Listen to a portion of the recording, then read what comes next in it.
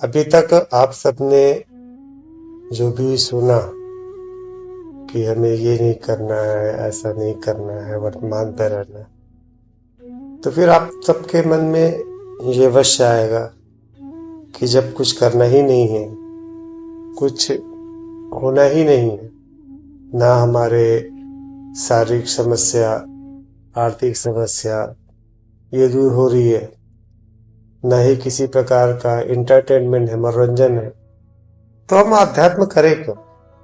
ऐसा क्या है कि हम उस अध्यात्म के पीछे दौड़े? संसार में भले ही दुख है, लेकिन कुछ रस तो है। इसमें तो कुछ रस दिखलाई ही नहीं दे रहा है। अध्यात्म इतना रसदार है कि इस रस को आप संभाल ही नहीं पाएंगे। इतना रसदार, जिस आनंद की बात कर रहे हैं, जिस मनोरंजन की बात कर रहे हैं, वो सब कुछ अध्यात्म में। अगर ऐसा नहीं होता तो महावीर, बुद्ध, ये लोग तो राजा थे, ये सब कुछ त्याग कर गेहूं वस्त्र धारण क्यों करते? महावीर ने तो कपड़ों का भी त्याग कर दिया था, इतने आनंद में। मीरा रानी थी, बन बन भटक रही थी, कुछ तो रस होगा ना, कुछ तो ऐसा मिला होगा जिसके लिए उन्होंने सारी संपदा, सारे ऐशोआराम त्याग दिए। तो आप कैसे सोच सकते हैं कि इसमें रस नहीं है? रस से भरपूर है, आनंद से भरपूर है आध्यात्म। ऐसा कुछ भी इसमें बचा नहीं है जो आप चाहते हैं जीवन से। सब कुछ मिलेगा इसमें। मैं इंतजार करते रहता हूं कि कब सुबह होगी, कब ध्यान पे बैठे, कब 3 बजे आप लोगों से बात करें। एक एक पल का इंतजार होता है मुझे। क्यों होता है? रस होगा ना, आनंद होगा ना। सब कुछ यही है वास्तव में। संपूर्ण सत्य, स्वयं को देखना, स्वयं को जानना कि कैसे ये जगत स्वयं से चला रहे हो और कैसे उस भ्रम में भी पड़े हो कि मैं ये हूं, मैं ये हूं, मैं वो हूं। एक हंसी भी आएगी स्वयं के ऊपर, अपनी मूर्खता पर, और आनंद भी लगेगा कि यही तो खेल है। इसी खेल के लिए तो ये ब्रह्मांड बना हुआ है, इसकी रचना हुई है। इस खेल के लिए ही तो। खेल का आनंद लोगे बिना उलझे हुए, जिसमें कोई इच्छा ना होगी, कोई आशा ना होगी, कोई दुख ना होगा, केवल आनंद रहेगा, केवल आनंद, असीम आनंद। और जितने गहरे होते जाओगे आनंद उतना ही बढ़ता जाएगा, उतना ही अधिक होगा। सराबोर हो जाओगे, आज रंगहीन हो, सातों रंग से भर जाओगे। हर बात में, हर घटना में आनंद महसूस होगा। भजन चल रहा है, आनंद विभोर होके नाचने लग जाओगे। पहले नहीं नाच पाते थे, पहले एक झिझक थी कि मैं ये हूं, मेरा नाम ये है, मेरा परिचय ये है। वो झिझक रोक देती थी। आज आनंद से सराबोर होके नाचने भी लगोगे, गाने भी लगोगे। आता नहीं गाना, लोग क्या कहेंगे, हम बेसुरे हैं। उस बेसुर में ही एक सुर निकल जाएगा। कभी बोल नहीं पाते, लगातार बोलने लग जाओगे।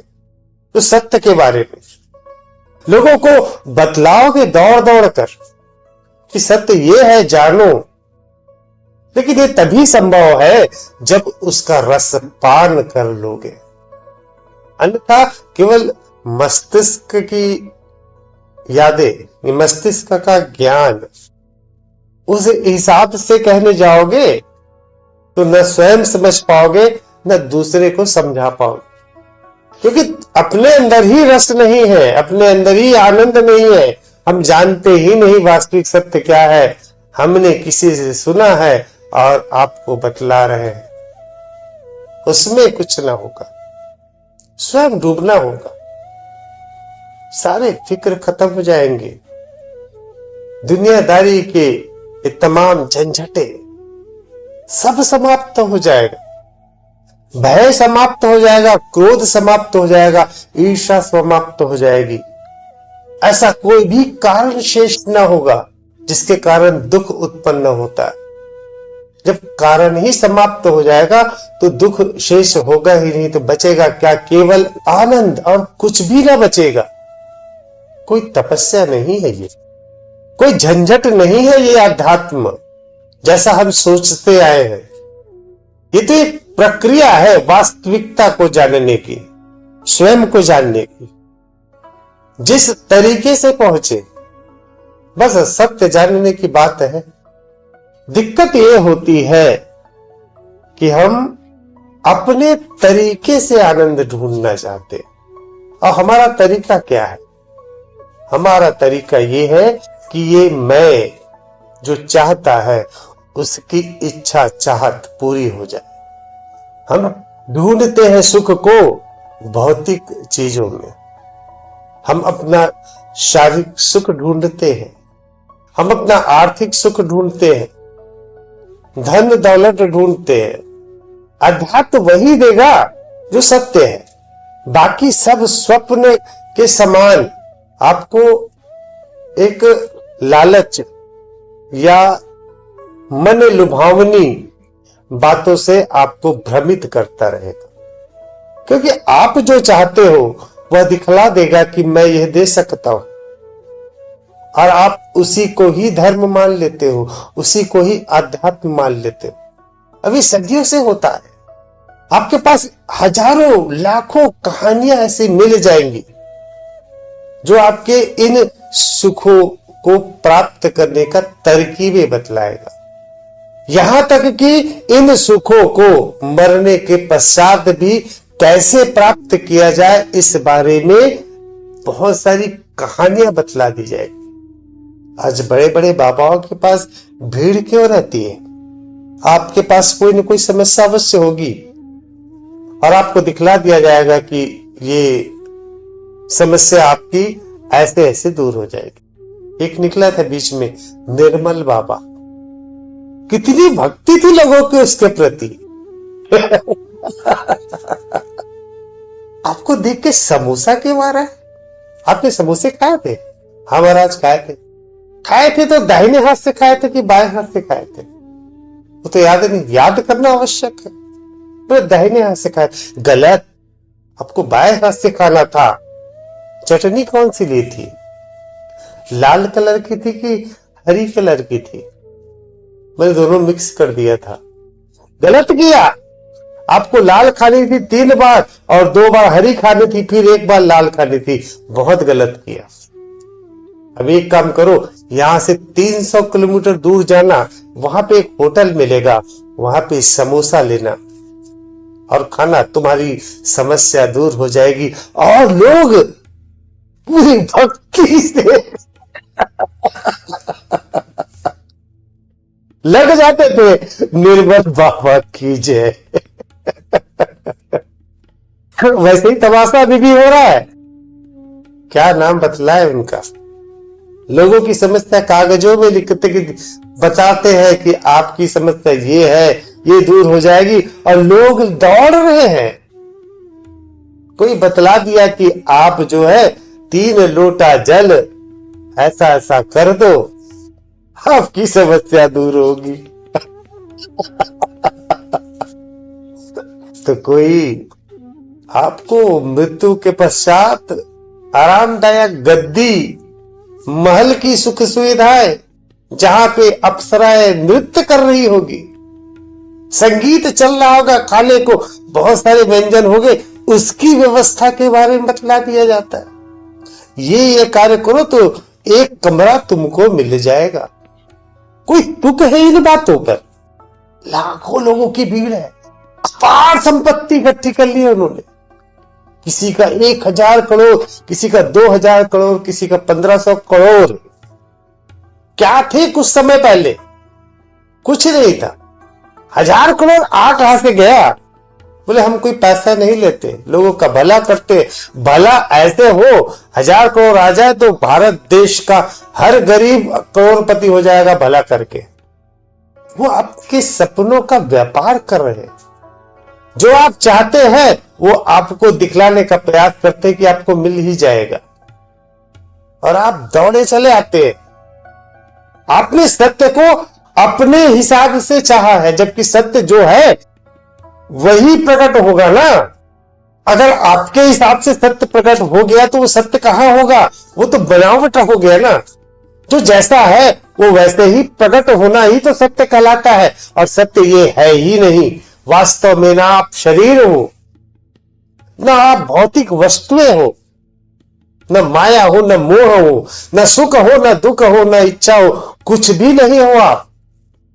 आप केवल चेतना, और आपके ही कारण यह जगत चल रहा है, और आप कोई इच्छा भी नहीं कर रहे हो, वो स्वतः ही हो रहा है। ये सत्य है, वास्तविकता है। इसमें आपका जितना भी स्वप्न है समाप्त हो जाता है। आपकी इच्छाएं जो आपने करी है भौतिक सुख की, वो समाप्त हो जाती है। आप क्यों टिकोगे उस पर? क्योंकि आपने सत्य को इस प्रकार से चाहा है कि जो आपकी इच्छा हो सत्य वैसे ही प्रकट हो। आपके पास समस्याओं का भंडार है, लिस्ट बना रखी है आपने, और सोचते हैं कि लिस्ट में कुछ तो पूरा हो ना, तभी तो हम अध्यात्म करेंगे, तभी तो हम सत्य की खोज करेंगे, अन्यथा सत्य को खोजने से क्या फायदा। तो एक तरफ आपको दिखलाई दे रहा है जो बाजार लगा हुआ है अध्यात्म का, जहां पे आपकी सारी समस्याएं समाप्ति की बात की जा रही है, तो दूसरे ओर केवल सत्य की बात बतलाई जा रही है, केवल संपूर्ण सत्य जान लो, तो आप किस ओर जाओगे? दिक्कत यही है। मैं ये कहता हूं कि आप सत्य जानोगे ना तो आपकी पास समस्या होगी ही नहीं, कोई भी समस्या नहीं होगी, आप सत्य जान लोगे। और दूसरी तरफ ये कहा जाता है कि आपकी जो समस्या है वो दूर होगी, तो आप किस ओर जाना पसंद करोगे? आप सदैव ये देखोगे कि मैं हूं, मेरी समस्या है, ये समस्या सुलझनी चाहिए, बस इतना ही। मुझे मैं को समाप्त नहीं करना है, उस मैं के साथ रहना है। मुझे समोसा खाने में कोई सरोकार, कोई दिक्कत नहीं है। मैं लाल चटनी और हरी चटनी जैसा बतलाया जाता है वैसा खा लूंगा, मेरी समस्या दूर होनी चाहिए। मुझे सत्य से कोई मतलब नहीं है। क्या फायदा है सत्य में? चखा नहीं है ना आपने उस सत्य का स्वाद, उस आनंद का स्वाद। मीरा ने चख लिया था। मेरे तो गिरधर गोपाल कहते हुए गली गली घूम रही थी, हजारों घोड़े उनके पास थे, हजारों रथ पड़े थे, एक इशारे पे हजारों नौकर बिछ जाते हैं उनके सामने। क्यों पैदल पैदल घूम रही थी? क्या दिक्कत थी उनको? उन्होंने चख लिया था सत्य का स्वाद। महावीर हो गए, बुद्ध हो गए, और कितने नाम ले। हम उनको भगवान मान लेते हैं, पूजा कर लेते हैं, लेकिन उस रास्ते पर नहीं चलना चाहते।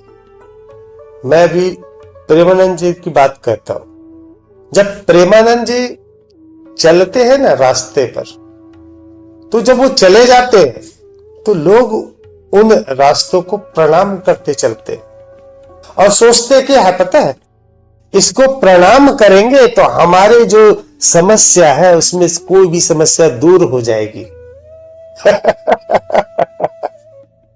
वो प्रेमानंद जी के रास्ते पर नहीं चलना चाहते, उन रास्तों को इसलिए प्रणाम करते हैं कि जो भी उन्होंने सोचा हुआ है, उनकी समस्याओं की लिस्ट है, कोई एक समस्या दूर हो जाएगी उनकी, हो सकता है ज्यादा भी दूर हो जाए। प्रेमानंद जी कहते हैं कि राधे राधे कहो, राम नाम जपो, अपना जीवन आध्यात्मिक कर लो, उनसे उसको कोई सरोकार नहीं है। दर्शन कर लिए, भगवान के दर्शन हो गए, अब क्या होगा? स्वर्ग लोक में हमारे लिए एक भवन बुक हो गया, क्योंकि हमने दर्शन कर लिए। कोई बुद्ध नहीं बनना चाहता, कोई महावीर नहीं बनना चाहता, उनको प्रणाम करना चाहते हैं। प्रणाम का एक ही मतलब है कि उनके हिसाब से अध्यात्म हो जाए, उनके इच्छा के अनुसार सत्य वैसे ही प्रकट हो जैसा वो चाहते हैं, जैसा उन्होंने सोच रखा है परमात्मा के लिए। हिंदू है तो विष्णु भगवान गरुड़ पर बैठ कर आए, जिनके 4 हाथ हो, ईसाई है तो जीसस प्रकट हो जाए सूली पे चढ़े हुए, मुसलमान है तो मोहम्मद साफ दिखलाई देने लगे, बौद्ध को मानने वाले बुद्ध के दर्शन चाहते हैं। ऐसा नहीं है, सत्य जो है वास्तविक है वही प्रकट होगा। अगर अध्यात्म चाहेंगे, सत्य चाहेंगे तो सत्य वैसे ही प्रकट होगा जैसा वो है, आपके इच्छा के अनुसार नहीं होगा। और यही सबसे बड़ी दिक्कत है लोगों को सत्य के रास्ते पे चलने में, यही दिक्कत है। वो रस ढूंढते हैं अपनी इच्छा के अनुसार, ऐसे ही रस होना चाहिए, रस की मात्रा भी ऐसी ही होनी चाहिए जैसा वो जीवन पे चाहते हैं।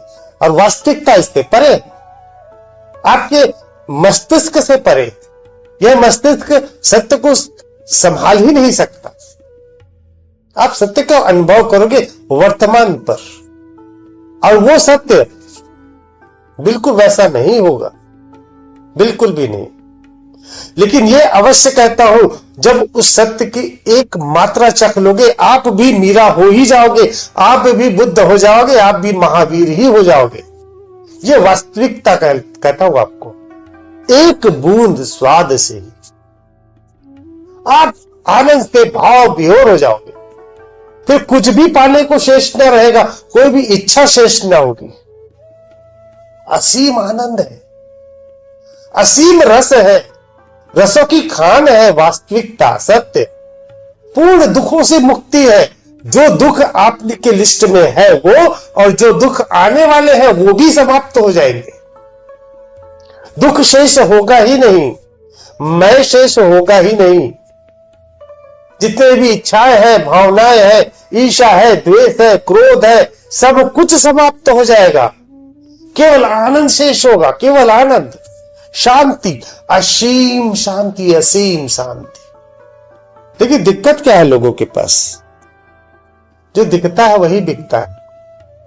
तो दिखता क्या है आपके पास? तथाकथित चमत्कार दिखता है, अलग अलग तरीके आपको जो बतलाए जाते हैं वो दिखता है। सत्य दिखलाई नहीं देता, सत्य प्रकट होता है। आपके इच्छा शक्ति के अनुसार सत्य प्रकट होता है, वो दिखलाई नहीं देता। आप जब सत्य की अनुभूति कर लोगे तब भी वो सत्य दिखलाई नहीं देगा, आपकी अनुभूति होगी मात्र। अब यही सबसे बड़ी दिक्कत है। ये जादू टोने वाले संत साधु का जो टोटके बतलाते हैं उसका भंडार क्यों है, और बुद्ध एक ही क्यों हुआ, कुछ एक ही आत्मज्ञानी क्यों हुए, जबकि जादू दिखलाने वाले, टोटके दिखलाने वाले साधुओं का भंडार सनातन से है, हमेशा से। आपको हजारों साधु मिल जाएंगे, और साधु के आड़ में, साधु के ओट में छिपे हुए रावण भी प्रकट होंगे। आप नहीं जान पाओगे कि राम है कि रावण है, कि वास्तव में साधु है कि नहीं है। सीता माता तक तो नहीं जान पाई थी कि वास्तव में साधु नहीं रावण है, सीता माता स्वयं। तो आपकी क्या विसात है। लेकिन वास्तविकता जानने वाले, सत्य जानने वाले आत्मज्ञानी आपको कुछ एक ही मिलेगा। इसका कारण ही यही है कि सत्य दिखलाई नहीं देता, और जो दिखता है वही बिकता है।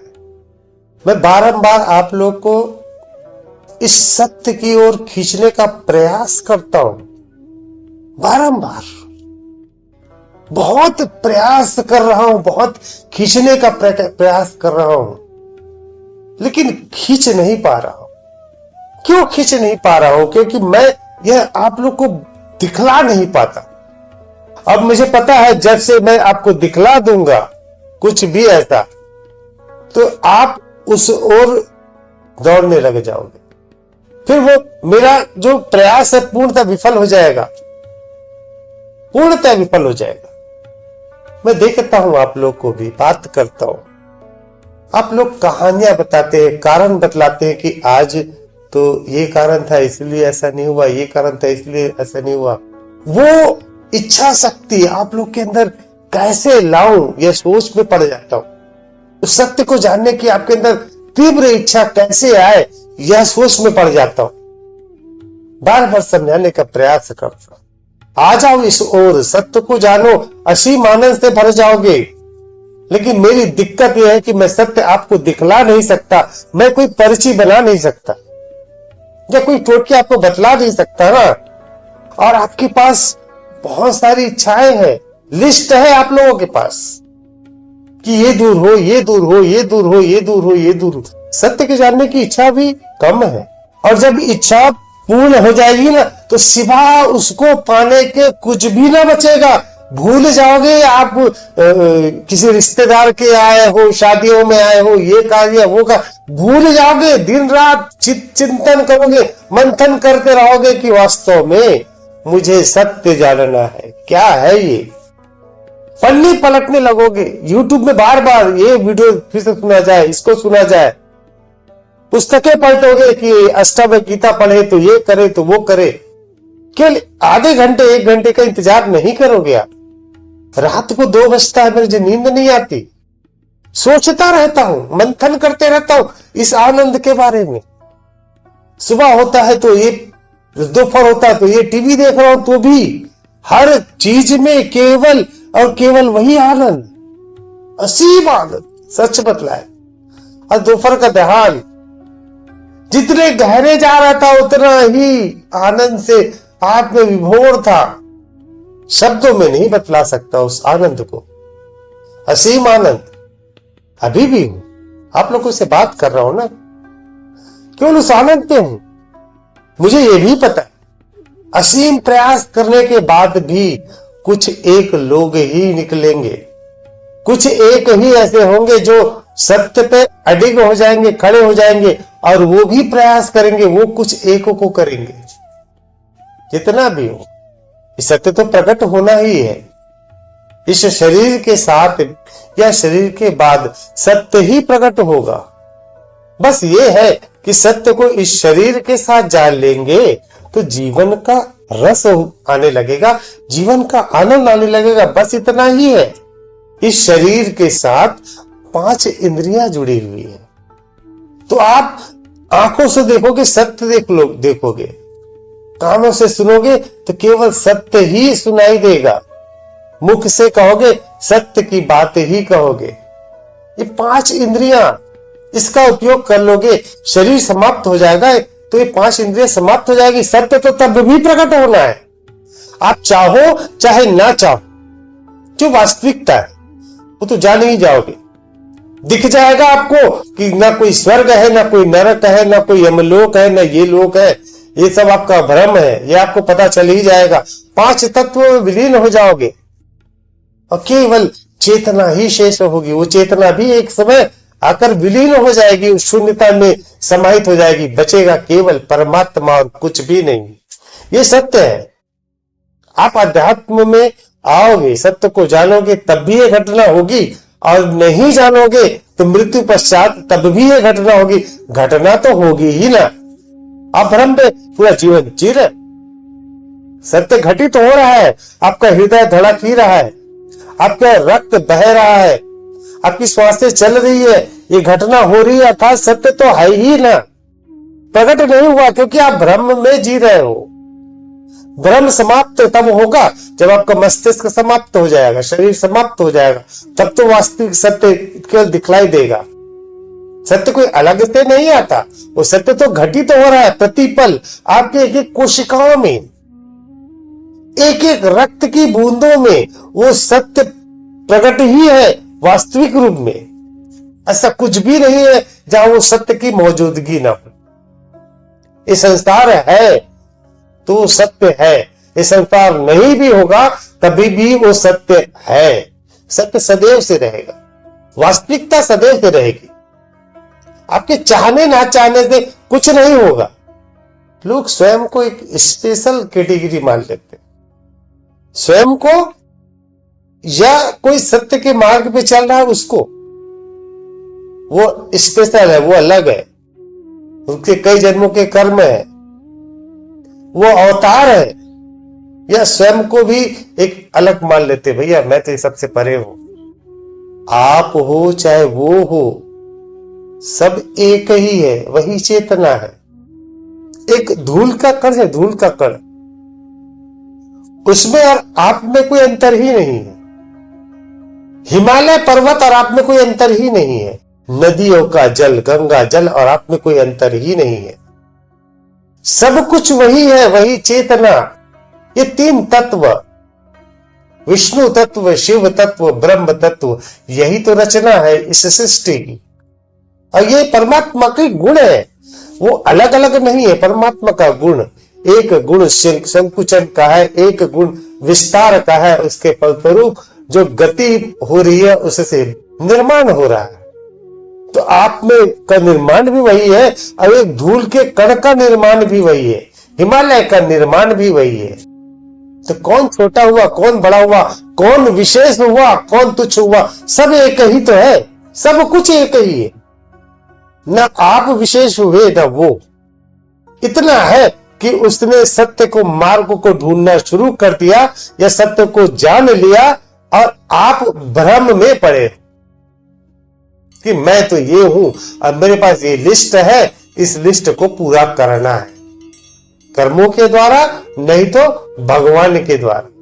भगवान को रिश्वत देंगे और वो पूरा हो जाएगा। जल चढ़ा देंगे, ये 3 लोटा जल और क्या बोलते हैं, ऐसा कुछ है ना, या पर्ची बनवा लेंगे, अपनी समस्या लिस्ट पूरी हो गई, हो गया हमारा अध्यात्म कंप्लीट।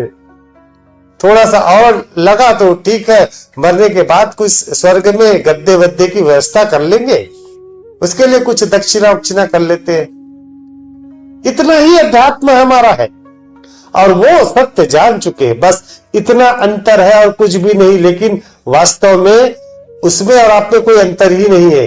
उन्होंने शरीर के साथ सत्य को जाना और आप शरीर के पश्चात सत्य को समझ ही जाओगे, लेकिन समझने के लिए उस समय मस्तिष्क भी ना होगा, ना 5 इंद्रियां भी नहीं होगी। उन्होंने सत्य को पूर्णतः स्वीकार कर लिया है। अब उन्हें कोई भय ही नहीं है, न जीवन का न मृत्यु का। वो समझ चुके हैं कि वास्तविक सत्य क्या है। प्रेमानंद जी के चलने वाले रोड को प्रणाम करने से आपका हित नहीं होगा। प्रेमानंद जी जिस रास्ते पर चल रहे हैं उस रास्ते पर आप भी चल जाइए। एकदम लगे हैं, सुबह सुबह उठ के उसको प्रणाम कर रहे हैं, उनके फूल को प्रणाम कर रहे हैं, खुश हो रहे हैं कि चलो हमारा स्वर्ग में एक सिंहासन तैयार हो गया। क्या मूर्खता है लोगों की। आपको प्रेमानंद जी के आनंद को प्राप्त करना है ना, तो प्रेमानंद जी बन जाओ, उनके रास्ते पर चल जाओ, उससे सीख लो। क्या करते वो लगातार नाम जाप कर रहे हैं, भक्ति से सरब हो रहे हैं। उन्होंने एक रास्ता अपना लिया है, राधे राधे राधे राधे बस कहे जा रहे हैं। उन्होंने उस असीम आनंद को प्राप्त कर लिया, वो आप कर लो। बुद्ध ने जो तरीका अपनाया वो प्राप्त कर लो, मीरा ने जो तरीका अपनाया वो प्राप्त कर लो। सत्य को जानने का, वास्तविक सत्य को, पर्ची वाले बाबा को नहीं, लोटा वाले बाबा को नहीं, या किसी प्रकार के बाबा को नहीं। तप है, भक्ति है, ज्ञान है, ध्यान है, जो तरीका अपनाना है अपना लो। और हर एक तरीके के हजारों तरीके मिल जाएंगे और इन्हीं 4 तरीकों को मिलाकर हजारों तरीके बने हुए, जिस तरीके को अपना लो। लेकिन वास्तविक सत्य को जानो, चमत्कारों को नहीं। जो नहीं दिख रहा है वो सत्य है, जो दिखता है वो तो आपको भ्रमित करेगा। अगर आपकी लिस्ट को मान के तो सही करने का प्रयास हो रहा है, मान के चलो आपको भ्रमित करने का प्रयास किया जा रहा है। बहुत सारी संस्थाएं वो कहती है कि आपकी शारीरिक समस्या दूर हो जाएगी। अब मैं देखा उस संस्था से जुड़े हैं लोग, 15 साल हो गए, किसी को कैंसर हो गया, किसी को हार्ट अटैक से मर रहे, किसी को और कुछ से मर रहे। और कहा यह जाता है कि जैसे आप आओगे तो आपकी शारीरिक समस्या दूर हो जाएगी। आपका एक्सीडेंट नहीं होगा अगर आप ऐसा कार्य कर लोगे, तो आपका एक्सीडेंट नहीं होगा। एक्सीडेंट से मरते मैंने हजारों देखे। ऐसी बहुत सारी संस्थाएं जो आपके लिस्ट के अनुसार, चमत्कार के अनुसार सत्य प्रदर्शित करती है। सत्य वो है ही नहीं, सत्य कभी प्रकट हो ही नहीं सकता, सत्य को शब्दों में बयान किया ही नहीं जा सकता। जो सत्य जानते हैं वो भी सत्य को शब्दों में पूर्णतः परिभाषित नहीं कर सकते। ये दिखलाया जा ही नहीं सकता। ये केवल अनुभूति की बात है। वो केवल अनुभूति की बात आपको बतलाएगा। वो कहेगा इस रास्ते पे चलो, तुम्हें सत्य का अनुभव होगा। लेकिन जो अनुभव कर चुका है वो भी सत्य को आपको दिखला नहीं सकता। उसने स्वयं अनुभव किया हुआ है। उसने देखा नहीं है सत्य को, सत्य का अनुभव किया है। तो अनुभूति को केवल बतलाया जा सकता है कि आप भी अनुभव करके जानो। ये कह सकते हैं कि वो आनंद बहुत आया। सच में बहुत आनंद है, बहुत रस है, और सिवाय इसके कुछ भी नहीं है। ये जो भ्रम जाल है, माया जाल है, सिवा दुख के कुछ भी नहीं देगा। सिवा दुख के आप हर चीज में केवल दुख ही पाओगे। जिसको आप सुख कहते हो ना, वो कुछ समय पश्चात दुख में बदल ही जाएगा, हर एक। तो दुखों से मुक्ति का एक ही तरीका है, वास्तविकता को, सत्य को जान लो। उस काल्पनिक मैं को समाप्त करके, जैसे वास्तविक मैं प्रकट होगा, काल्पनिक मैं समाप्त हो जाएगा, या काल्पनिक मैं समाप्त हुआ, वास्तविक मैं प्रकट हो जाएगा। दोनों में से तो एक ही रहेगा। और जितने भी हमारी इच्छाएं हैं, काल्पनिकता के साथ जुड़ी हुई, काल्पनिक मैं के साथ जुड़ी हुई है। और वास्तविक मैं केवल अनुभूति है, वर्तमान है। वहां पे कोई इच्छा नहीं है, कोई अभिलाषा नहीं है, केवल आनंद है, शांति है, असीम शांति, असीम आनंद। ठीक है, किसी कुछ कहना तो नहीं? भैया, वह सत्य, वह शांति, वह आनंद इस शरीर के साथ ही हम जानना चाहते हैं भैया, लेकिन पता नहीं वो कब कैसे मिलेगी भैया। वो हमारे अभ्यास से मिलेगी, हमें हमारे द्वारा ही मिलेगी, लेकिन वो प्रयास अभी हम कब, लेकिन वो वहां तक जा नहीं पा रहे भाई। नहीं दीदी, आप सत्य कोई अलग से कहीं से आने वाला नहीं है। सत्य तो लगातार चल रहा है। आपका हृदय धड़क रहा है लगातार, आपकी सांसें चल रही है, आपका हर एक्टिविटी हो रहा है। आप देख रहे हो एक बीज से पौधा निकल रहा है, अंकुरन हो रहा है। चारों तरफ केवल सत्य ही है, अंदर है, बाहर है। सत्य तो लगातार अपना खेल दिखला रहा है, हर जगह पे, हर घटना केवल सत्य का ही खेल है। हर घटना, ये बालों का उड़ना, हवा का चलना, चिड़ियों की चहचहाहट, आपकी आवाज, आप कान से सुन रहे हैं, आप देख रहे हैं, सब कुछ तो वही सत्य ही खेल है, सत्य का। आपकी हर घटना सत्य का ही खेल है। ऐसा कुछ भी नहीं है। आप अपने चारों तरफ, अंदर, शरीर के अंदर, शरीर के बाहर जो कुछ भी महसूस कर रहे हैं, इन 5 इंद्रियों से वास्तव में वो सत्य का ही खेल है। ये जो भ्रम लगा हुआ है ना, भ्रम हमारी आंखों पर, मैं का भाव, और मैं क्या होता है, आपको भूतकाल या भविष्य काल पे चित्त को डुलाता रहता है। इसने ऐसा किया था, या इस घटना के कारण मुझे ऐसा करना है, या ये प्राप्त करना है। आप वर्तमान के इस सत्य को, इस खेल को देख ही नहीं पा रहे हो। हवा चल रही है आपके सामने, बारिश हो रही है आपके सामने, आपका चित्त ना उस बारिश की तरफ है, ना हवा की तरफ है। आपकी सांसें चल रही है, सांसें का आवागमन हो रहा है, आपका चित्त उसमें भी नहीं है। आप सब्जी ला रहे हो, सब्जी को काट रहे हो, एक काटने की प्रक्रिया, उसमें तेल में डालो, तेल से आवाज आ रही है, गैस चालू करते हो, गैस से एक अग्नि निकल रही है। सब कुछ वही है खेल। सब कुछ एक भी ऐसा नहीं है जो सत्य से अलग हो। हर घटना वर्तमान में घट रही है, वो सब सत्य ही है। तो सत्य कहीं अलग है ही नहीं, आपके अंदर भी बाहर भी सब कुछ सत्य ही है। देख नहीं पा रहे क्योंकि हम भ्रम में हैं, भूतकाल या भविष्यकाल में डोल रहे हैं। बस हम विचारों पे खेल रहे हैं, हमारा चित्त उस ओर है ही नहीं। सत्य कैसे प्रकट नहीं हो रहा है? सत्य तो लगातार चल रहा है, केवल वर्तमान में आने की बात है। केवल वर्तमान पर आकर इस खेल को देखने की बात है, इस खेल को सोचने की बात है कि ये खेल घटित कैसे हो रहा है, ये घटना कैसे हो रही है। जब इस खेल को देखने लग जाएंगे, समझने लग जाएंगे, अब वास्तव में सत्य हो ही जाएंगे। वास्तव में यह देखेंगे कि ये सब कुछ चेतना ही है, असिवा चेतना के कुछ है ही नहीं। आप उस मैं को भूल जाएंगे, उस काल्पनिक मैं को भूल जाएंगे, उस लिस्ट को भूल जाएंगे। सत्य कहीं अलग से नहीं आएगा, ना उसको कुछ अभ्यास करने की आवश्यकता। वो तो लगातार घटित हो रहा है ना दीदी, आपके चारों तरफ घटित हो रहा है, अंदर बाहर, शरीर के अंदर ढूंढेंगे तो भी वही मिलेगा, वही आपको सत्य का खेल मिलेगा। शरीर के बाहर भी वही मिलेगा, हर एक कोशिकाओं में मिलेगा। हमारी कोशिका मूवमेंट कर रही है, नव निर्माण कर रही है, कोशिका फिर वापिस से समाप्त हो रही है, ये हर घटना हो रही है एक एक रक्त की बूंदों में। शरीर के भीतर जब बाहर देखे, बाहर कुछ भी घटित हो रहा है, कुछ भी घटित हो रहा है। आप बोल रहे हैं ना, जो शब्द निकल रहे हैं, जो शब्द तरंगों के रूप में निकल रहे हैं, आप जो सुन रहे हैं वो तरंगों के रूप में आ रहे हैं, ये सब उस सत्य का ही खेल है। सब कुछ अंदर बाहर। तो आप कैसे कह सकते हैं? भ्रम से निकल जाइए, वर्तमान पे आ जाइए, तो सत्य समझ में आ जाएगा कि यही वास्तव में सत्य है। सत्य हमने सोचा हुआ है ऐसा होगा, हमने उसकी भी परिकल्पना कर ली है। दिक्कत ये है, हमने सोच रखा है कि सत्य होना चाहिए तो ऐसा ही होना चाहिए।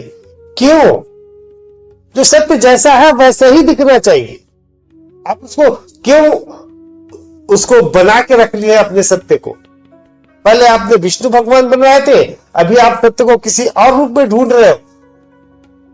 जो सत्य है वो जैसा है वैसे ही आपको जानना है। उसके लिए अपने हिसाब से सत्य को ढूंढने का प्रयास मत करिए। वर्तमान पर आ जाइए, सत्य के खेल को समझ जाएंगे। हर घटना वही सत्य ही है, हर घटना।